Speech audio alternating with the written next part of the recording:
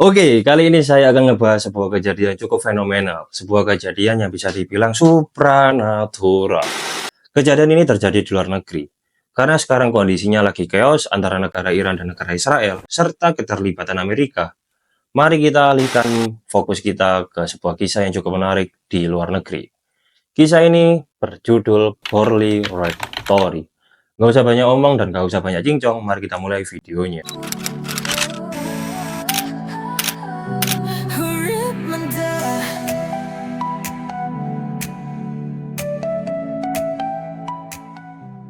Untuk memahami Poorly Rectory, kita harus kembali jauh ke belakang, jauh sebelum bangunan itu berdiri. Nah, Poorly Rectory, sebuah rumah yang dibangun di samping gereja Poorly. Gereja ini sendiri memiliki sejarah yang cukup panjang. Didirikan pada abad ke-12 dan dipergunakan untuk melayani penduduk desa Poorly.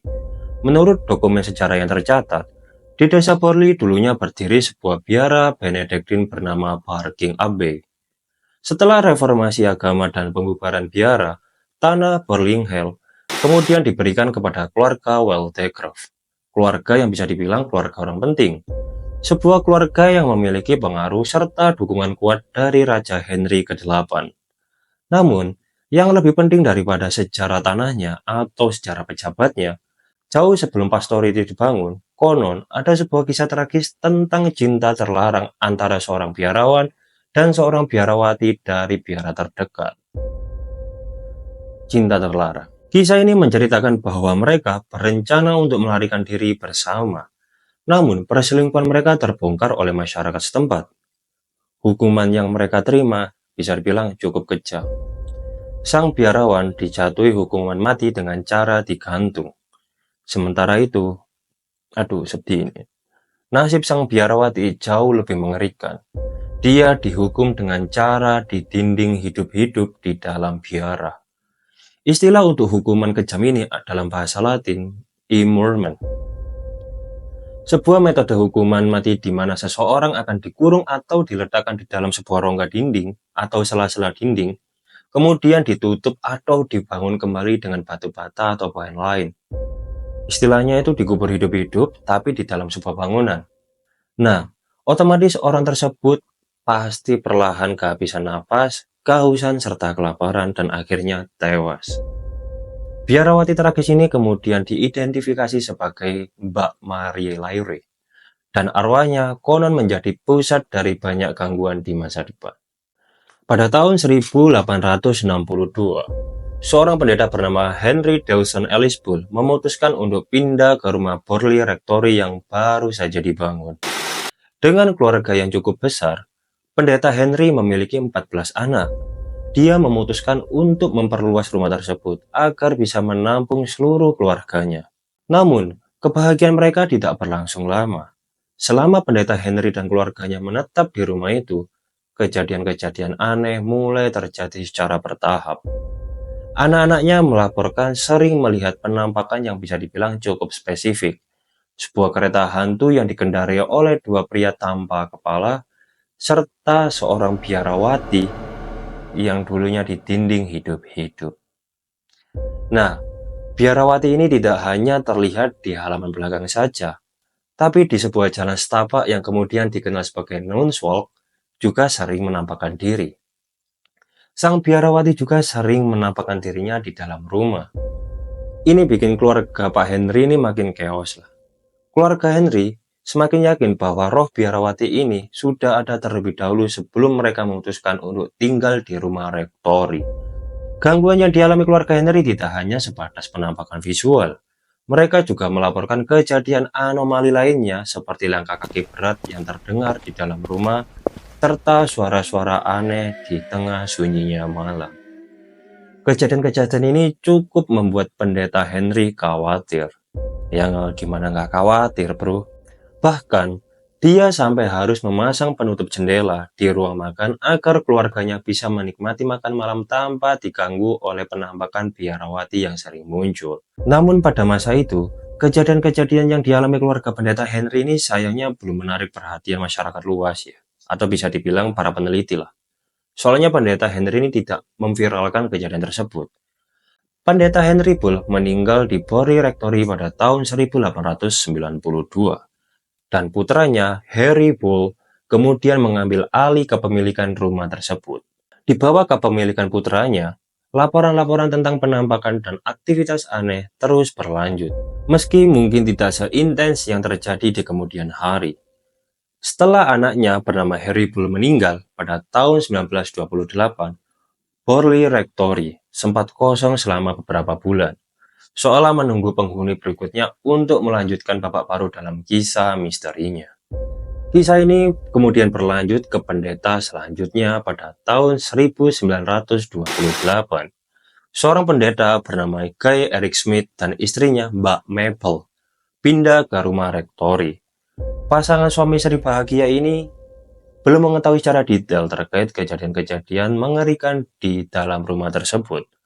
Pada pagi hari yang cerah saat mereka tiba, Maple Smith merasakan kenyamanan dengan suasana lingkungan rumah yang bisa dibilang cukup tenang karena di pedesaan.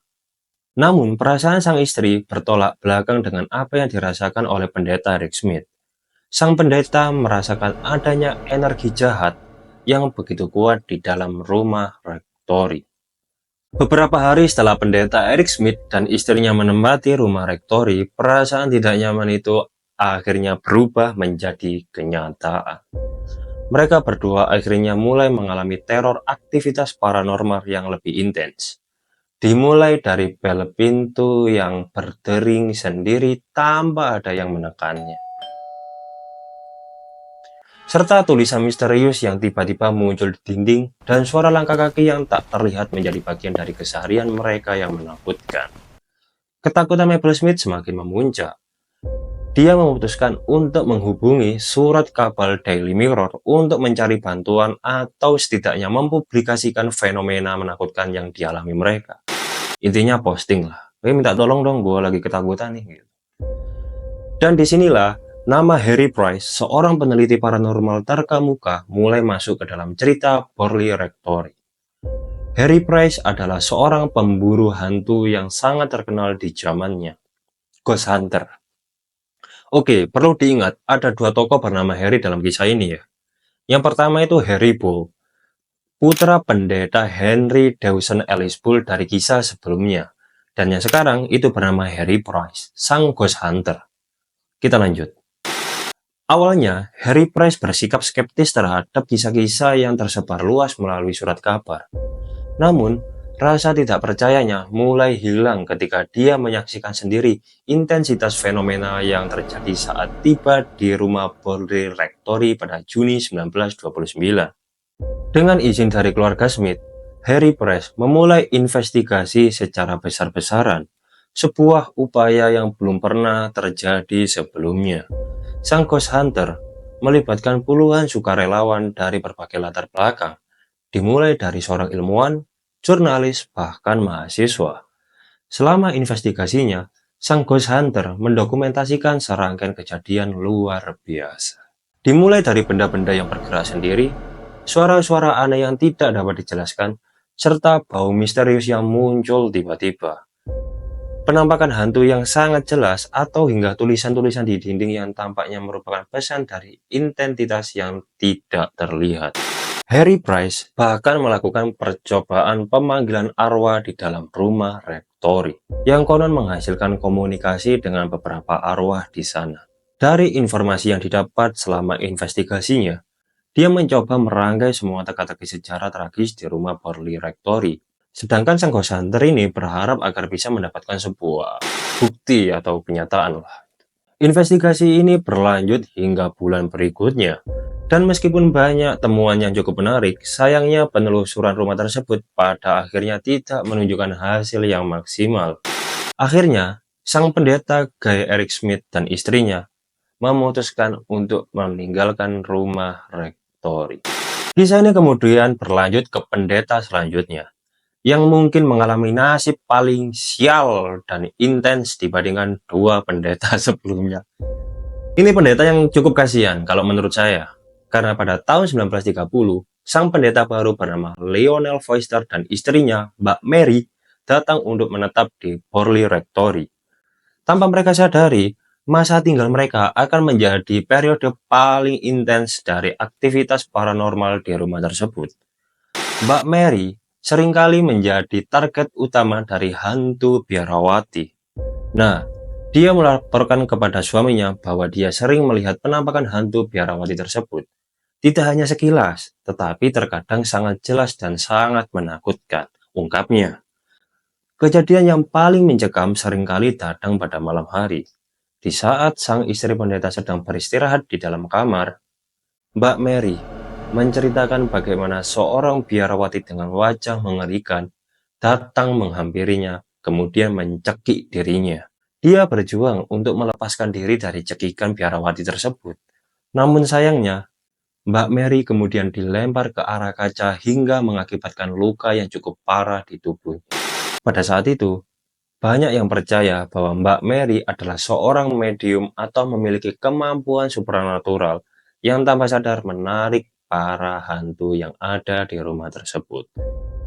Kehadiran keluarga Foister di Borley Rectory atau keluarganya Mbak Mary dengan serangkaian kejadian mengerikan yang mereka alami semakin memperkuat reputasi rumah itu sebagai rumah paling berhantu di negara Inggris.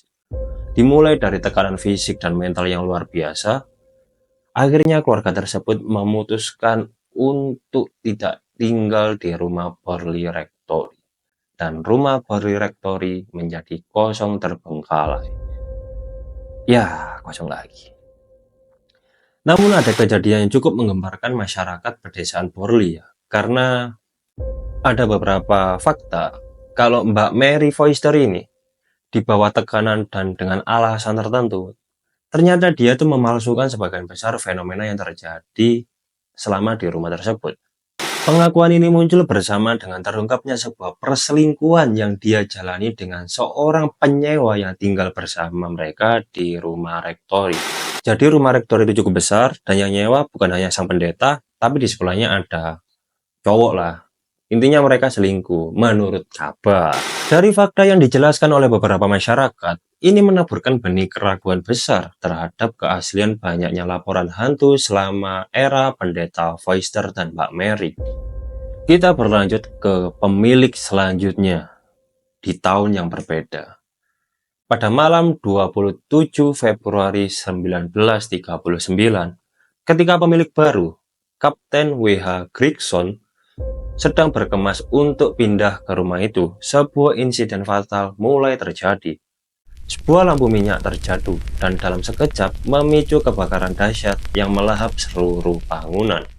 Meskipun laporan awal menyatakan bahwa kebakaran itu adalah sebuah kecelakaan, penyelidikan lebih lanjut ditangani oleh pihak berwenang dan bahkan sang ghost hunter itu sendiri.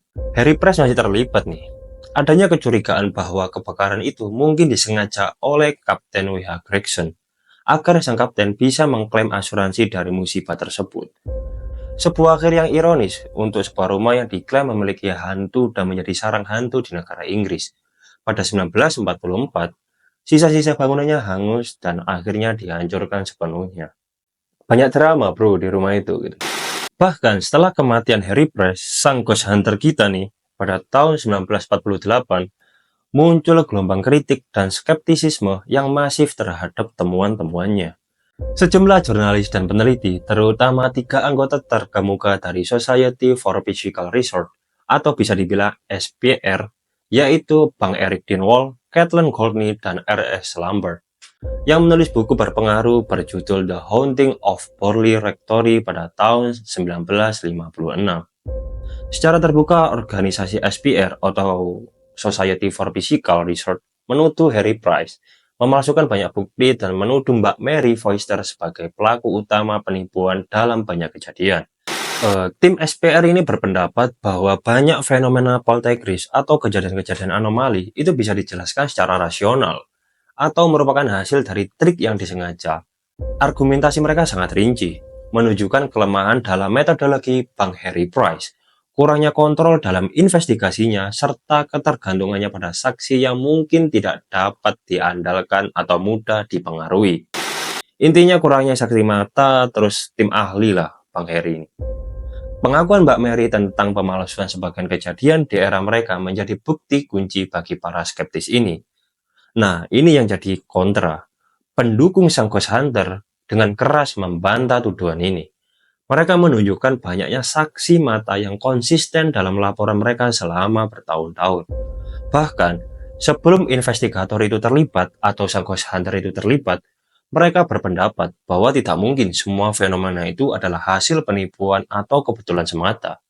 Perdebatan sengit ini berlanjut hingga hari ini. Apakah Harry Price adalah seorang investigator yang jujur namun mungkin terlalu antusias dalam mengejar sensasi? Ataukah dia seorang penipu ulung yang dengan cerdik memanfaatkan antusiasme publik terhadap hal-hal supranatural? Repot. Ya, intinya warisan dari Board Rector ini masih cukup banyak ya. Kisahnya itu masih ada sampai sekarang lah. Cuma rumahnya itu sekarang sudah tidak ada. Sebuah teka-teki yang mungkin tidak akan pernah terpecahkan sepenuhnya.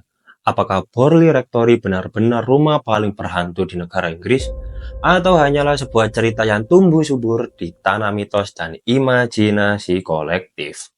Tulis pendapat kalian pada kolom komentar, subscribe channel ini jika kisah ini menarik, like video ini jika kisah Borley Rectory menemani waktu luang kalian. Saya Adam dari Urimada, signing out. Terima kasih.